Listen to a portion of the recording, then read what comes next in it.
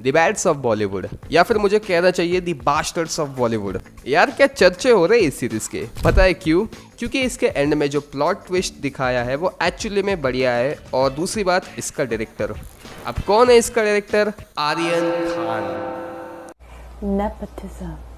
अब आज के टाइम के नेपो किड्स के बारे में तो तुम्हें पता ही है कि उनकी एक्टिंग स्किल्स कितनी बढ़िया है और उनके स्ट्रगल्स कितने ज़्यादा है। बट इन नेपो किड्स में आर्यन थोड़ा अलग लगते हैं, क्योंकि उन्होंने एक्टिंग चूज़ नहीं की है, उन्होंने डायरेक्टिंग चूज़ की है। और काफ़ी लोगों को लग रहा था कि ये सीरीज़ इतनी बढ़िया परफॉर्म नहीं करेगी, क्योंकि इसे एक नेपो किड बना रहा है, और नेपो किड का ट्रैक रिकॉर्ड तुम्हें पता ही है। बट ऐसा कुछ हुआ नहीं। उल्टा जो लोग ये कह रहे थे कि बॉलीवुड में नेपोटिज्म ही नेपोटिज्म है, बॉलीवुड में बढ़िया कंटेंट आ नहीं रहा है, उन्हें भी ये सीरीज़ अच्छी लगी। तो आर्यन ने ऐसा क्या किया कि लोगों को ये सीरीज पसंद आ रही है? कुछ पॉइंट्स है, एक एक करके बात करेंगे उसके ऊपर। तो सबसे पहला पॉइंट है एजी डार्क ह्यूमर। देखो ये जो टाइप का ह्यूमर है ना, थोड़ा सा एजी डार्क, ये कुछ लोगों को पसंद नहीं आता है, बट काफ़ी लोगों को ये पसंद भी आता है। जैसे जो थोड़ी ओल्ड जनरेशन हो उसे ये ह्यूमर पसंद नहीं आने वाला, बट जो नई जनरेशन है जेन ज़ी, उन्हें ये ह्यूमर पसंद है।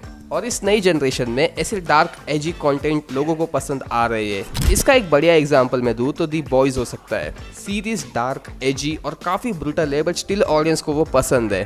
देन इसके बाद एक और शो था जो कि अब बंद हो गया है, जिसका नाम था इंडियाज गॉट लेटेंट। वो भी काफ़ी पसंद आया है इस जनरेशन को। अब वो शो थोड़ा लिमिट के बाहर गया या नहीं ये सब्जेक्टिव है, बट उसकी एक ऑडियंस थी जिसे ये डार्क, गाली गलोच, और ये ब्रेन रॉट वाला कंटेंट देखने में मजा आता है या पसंद है। सो आर्यन को ये बात पता थी कि आज की ऑडियंस थोड़ी स्मार्ट हो चुकी है और वो थोड़ी बोर हो चुकी है ये लाइट ह्यूमर वाले कंटेंट्स को देख के, और वही घिसे पिटे रोमांस को देख के भी। अब उन्हें चाहिए एक ऐसा कंटेंट जिसमें कोई फिल्टर ना हो और वो डार्क और एजी हो थोड़ा।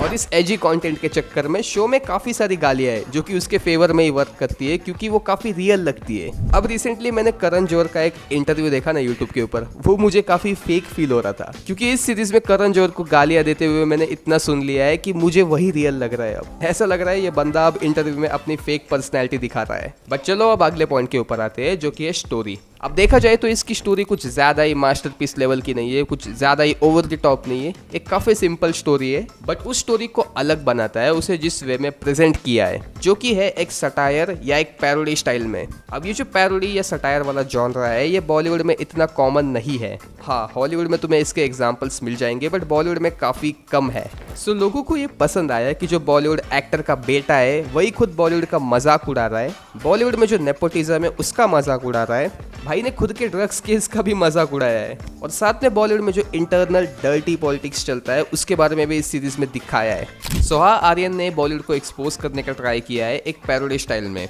और ये चीज़ रिफ्रेशिंग है और नई है बॉलीवुड में, क्योंकि बॉलीवुड में इस जॉनरा के ऊपर कभी इतना कुछ बना ही नहीं है। इसीलिए ये लोगों को ये सीरीज पसंद आ रही है, क्योंकि ये कुछ नई को मिल रही है। बट चलो अब तीसरे और सबसे इम्पोर्टेंट पॉइंट के ऊपर बात करते हैं, जो कि इस सीरीज के लिए भी काफी इम्पोर्टेंट है, और वो है आर्यन खान हिमसेल्फ।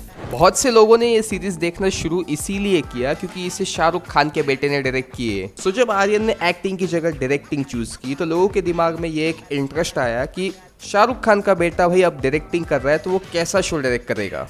इवेंचुअली लोगों की कोई एक्सपेक्टेशन थी नहीं, बट ये शो एक्सपेक्टेशन से बेटर निकला। और ये जो बॉलीवुड के ऊपर पैरोडी बनाई है ये पता है सिर्फ एक ही बंदा कर सकता था, वो था आर्यन खान, शाहरुख खान का बेटा। उसका इतना इन्फ्लुएंस तो है इंडस्ट्री में।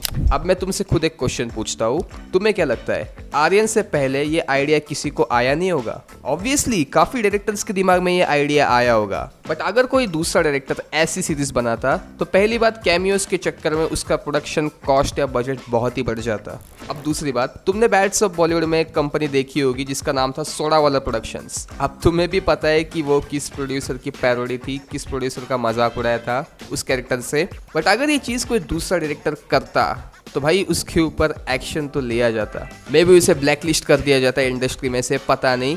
बट मेरा कहना यहाँ पे ये है कि जितना इन्फ्लुएंस और फ्रीडम आर्यन के पास था इस सीरीज को बनाने के लिए, उतना फ्रीडम किसी दूसरे डायरेक्टर को नहीं होता। सो लिटरली आर्यन ही एक परफेक्ट बंदा था जो कि ऐसी पैरोडी टाइप सीरीज बना सकता था बॉलीवुड के ऊपर। तो तुम कह सकते हो आर्यन ने अपने नेपोटिज्म का पूरा फायदा उठाया है। आई मीन आधे बॉलीवुड का कैमियो इस सीरीज में हो गया, तो ये मजाक थोड़ी है, बट एक लेजेंडरी एक्टर का कैमियो तो रह ही गया।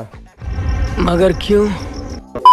एनीवेज इसका सीजन 2 अनाउंस हो गया है। अब इसका सीजन 2 सीजन 1 जितना बढ़िया होगा कि नहीं देखते हैं अपन। सो हाँ, यही थे रीजंस जिसकी वजह से लोगों को ये शो पसंद आया है। वैसे इस शो के एंड में जो प्लॉट ट्विस्ट था वो भी एक मेन फैक्टर था इस शो का पसंद होने के पीछे, बट वो मैंने पॉइंट्स में इंक्लूड नहीं किया क्योंकि वो तो सबको पता ही है। बट खैर चलो गाइस, मैं चलता हूँ, अब अपन मिलते हैं नेक्स्ट वीडियो में। तब तक तुम मेरी ये 2 वीडियोस एंजॉय कर सकते हो।